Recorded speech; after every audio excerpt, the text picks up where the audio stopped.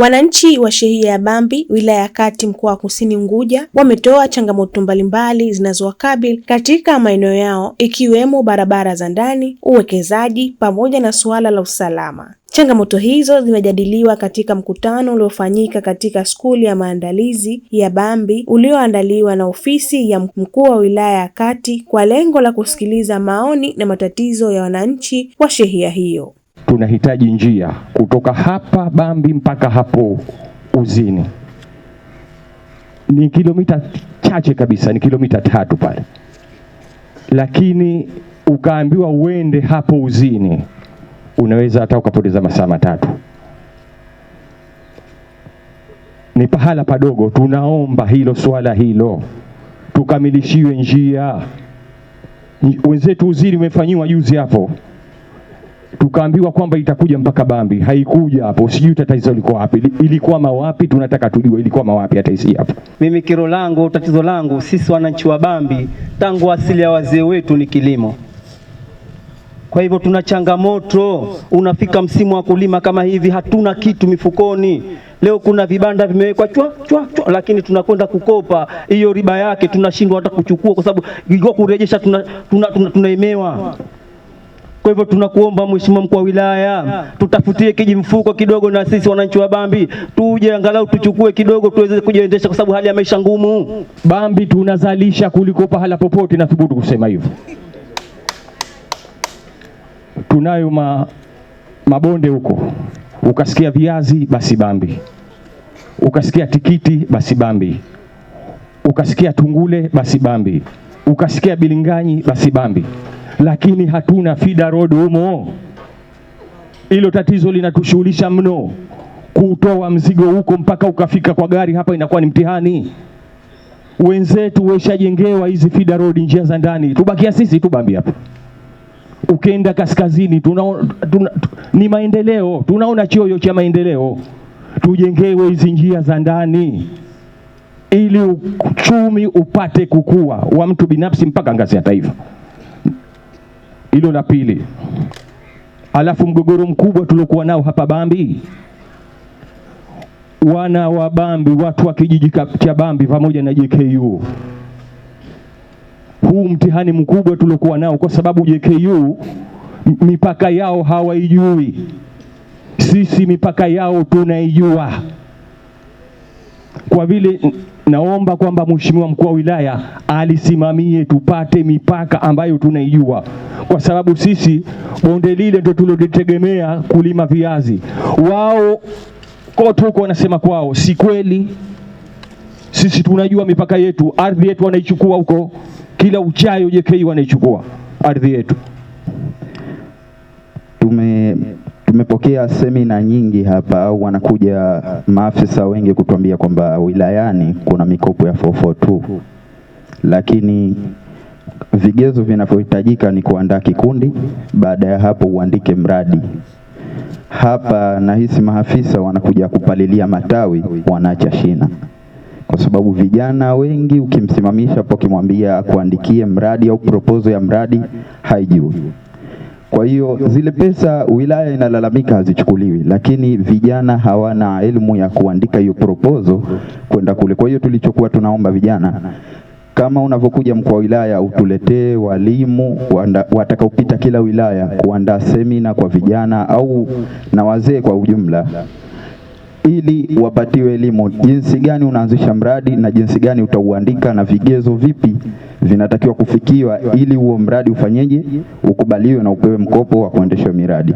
Kama kuna mzee wangu mmoja alikuja kulalamika hapa kwamba anasema mikopo ina riba nyingi na mkopo wa wilaya anasema hauna riba. Kwa hiyo tunashindwa kuifikia ile mikopo kwa sababu hiyo. Akizungumza mara baada ya kusikiliza wananchi, mkuu wa wilaya ya Kati DC Rajab Ali Rajab amesema serikali inaendelea kushughulikia suala la barabara za ndani kupitia ahadi zilizotolewa na Rais wa Zanzibar na Mwenyekiti wa Baraza la Mapinduzi Dr. Hussein Ali Hassan Mwinyi wakati wa ziara yake katika eneo hilo. Kuhusu feeder zile njia za ndani ambazo mzee wangu pia amejaribu kuzizungumzia, ambazo zinaingia mashambani kwa ajili ya kutoa mazao na ni kweli, kwa sababu njia za ndani zikijengwa, mazao yale yatapata urahisi wa kusafirishwa kwenda sokoni. Maana nayo hayo pia inapelekea wakulima wetu kuweza kufanya kazi zao vizuri. Kwa hiyo kwenye njia za ndani nafikiri Sheha, kuna vitu vya kukaa mkaweza kujadiliana, kwa sababu tunajua haziwezi kujengwa zote kwa wakati mmoja, lakini mnatakiwa kuseti hii ndio priority kuliko hii. Kwa hiyo kwenye njia za ndani nafikiri mkae mkubaliane, maana njia za ndani zipi hasa, kwa mfano tunapata moja ama mbili. Kwa kwetu sisi hapa Bambi, ipi ianze halafu ipi isubiri? Kwa sababu tunaona barabara zimejengwa kwenye maeneo mbalimbali, lakini hazijajengwa kwa pamoja. Kwa serikali wao wanajaribu kuseti priority kwa hizi main roads, lakini njia za ndani tunachua sisi wenyewe. Kama sisi kwenye shehia tuone kwa njia zetu za ndani, hata kama tunazo 10, tunajua hazitaweza kujengwa zote kwa siku moja. Kwa hiyo hata kama zitajengwa 2, zitajengwa 3, lakini wenyewe tuweze kuseti priority, tuweze kuona sasa kwenye hili basi hii ianze, kwa sababu ni muhimu zaidi kuliko hii njia nyingine. Ni mgogoro wa kipindi kirefu kidogo. Kwa hiyo lazima hili jambo sasa make liweze kufika mwisho, na ili lifike mwisho kila mmoja aweze kujua mpaka wake. Kwa hiyo kama tatizo ni kujua mipaka, nafikiri ile wenzetu wa JKU nafikiri tumewahimiza kutokana na dharura, lakini tunaye mjumbe wa kamati ya ulinzi wa wilaya ya Kati kutoka JKU. Nafikiri na ile tuachieni, na tutakuja kama ambavyo mmeomba kuja kuwajibu. Hakikisha hawa wazee ambao wamechangia leo, tutakapokuwa tunaenda sasa site kwa ajili ya kuweza kuona na kupitishana kwenye hiyo mipaka, basi na wao tuwapate ili waweze kutusaidia, kwa sababu kikubwa tunahitaji wananchi wetu wapate maeneo ya kulima kama ambavyo wao wanapata maeneo ya kulima. Huko kwenye vijiji shughuli kubwa za wananchi wetu ni kilimo. Kwa hiyo unapowanyima maeneo wasilime, maana yake ndio kinachotokea sasa ni kwenda kwenye hiyo kutoka kwenye mambo yale mazuri na kwenda kufanya maovu. Kwa sababu kama mtu kishakosa shughuli za kufanya, anafanyaje? Unakuta vijana mtaani wanavuta bangi, wanakula unga, wanaanza kutuibia madafu, wanaanza kukata ndizi, wanaiba ng'ombe, mifugo, kuku na vitu vingine. Lakini wakipata shughuli za kufanya, hata hizi athari zinazotokezea za wizi mtaani zinakwenda kupungua. Kwa hiyo na sidhani kwenye serikali hii ya awamu ya 8 kama watakuwa hao watu wako na hiyo nafasi, kwa sababu tunajua dhamira ya rais wetu alionayo ni kuhakikisha kwamba anaenda kusaidia wananchi. Sasa kanguja mwekezaji, sijafika katibu utanipeleka huko kule kuwekeza samaki sijui. Sasa mwekezaji kama anawekeza samaki hapo, samaki wenyewe hatuwaoni. Nafikiri ni kuja kuchukua maeneo na baadaye kuyaweka, kinachofanyika kionekane na faida haionekani, si kwa wananchi tu kwenye kijiji cha Bambi, lakini pengine hata kwa serikali kuu alichokitarajia kutoka kwao hawakipati. Kwa nafikiri tutafanya ziara katika hayo maeneo ili tuweze kujiridhisha, na yale ambayo tutakayoyaona hayana faida ambayo inapatikana, tutashauri serikalini vinginevyo, kwa sababu haiwezekani tuwape watu ardhi halafu haitunafresh chochote kama nchi. Kama kuna watu wamewekeza, tunaona uwekezaji wao unatija kwa serikali, maanake hiyo hatuna shida nayo. Lakini kama kutakuwa kuna uwekezaji ambao unasuasua na hatuoni faida ambayo inapatikana, of course uwekezaji unakuwa na mikataba. Kwa hiyo tutaangalia mkataba wao, tutaangalia contribution yao labda inatakiwa iweje. Ikiwa iko vinginevyo, na sisi kama serikali ya wilaya tutashauri, na hilo naamini wazee wangu tutawaletea taarifa nzuri na kila kitu kitakaa vizuri kwenye mstari wake.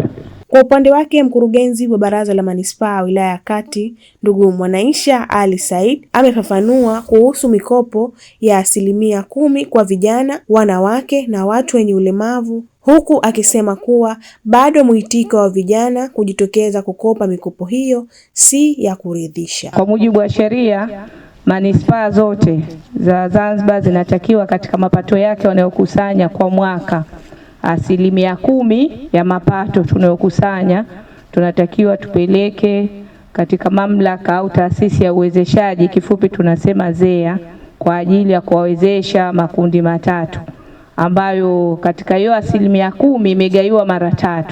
Hii 442 na maana 4% watapewa wajasiriamali kina mama, 4% wanapewa vijana, 2% wanapewa makundi maalum, wale ambao walemavu. Kwa hiyo ndio maana kupisha tunasema 442 ndio inapatikana 10. Sasa sisi katika mapato yetu tunakusanya kila mwaka, ndio tunapeleka kila mwezi tunapeleka Kwa hiyo sasa vijana wanatakiwa kopeshwa 4%, wajasiriamali wanawake na makundi maalum. Lakini pia kuna mikopo mingine ya serikali inatoa, mfano kama snuka. Kwa hiyo vijana katika hii 442 tunaisimamia sisi manispaa, lakini na mikopo mingine inasimamiwa taasisi mbalimbali. Kwa upande wetu huu wa 442 kuna masharti yamewekwa ili wakopeshwe. Sharti la kwanza ndio lile mzungumzaji mmoja alilitamka. Lazima vijana wajasiriamali au walemavu au wamejikusanya katika kikundi kisichopungua watu 7 na wao wamefanya kazi ndani ya miezi 6. Baada ya miezi 6 ndio mnaruhusiwa kukopa. Sio kikundi kinafunguliwa leo kesho mnaenda kukopa. Na pia mkikopa kuna ukaguzi unapita, mradi ukaguliwe, upitishwe kwenye vigezo. Mfano kigezo kimoja, labda huo mradi unaweza kulipa zile pesa mlizoandika, na pia unaweza kuandika labda milioni 30 ukapata chini hapo, inategemea na ukaguzi. Na hii inakopeshwa kuanzia 500,000 mpaka milioni 20. Na hizi ni ripoti za ASAM Online TV. Jina langu ni Hawa Jafar Khamis, lakini nyuma ya kamera ni Madina Omar.